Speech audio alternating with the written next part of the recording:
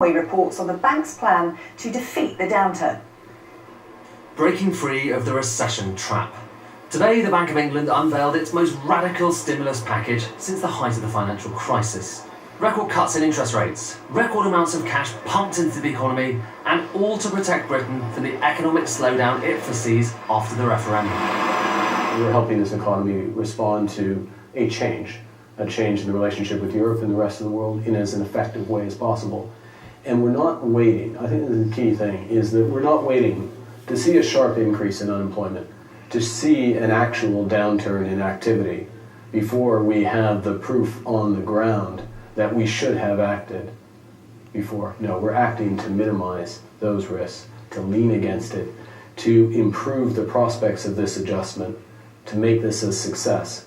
But the big question is, will banks actually pass on those cuts? We are their supervisor. We do know the business models of each of these institutions. We do know the results of each of these institutions. If we don't know something, we can ask them for the information. So you'll be watching them to make sure. Well, we'll be watching, and in the end, passing it on. Yeah, in the end, we watch it as a whole. We want the sector as a whole.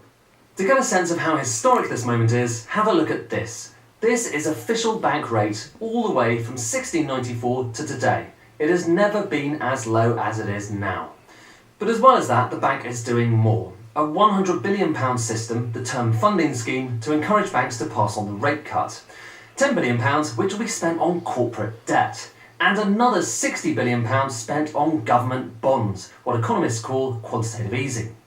To give you an idea of the scale, that's more than twice the amount of notes and coins sloshing around the country.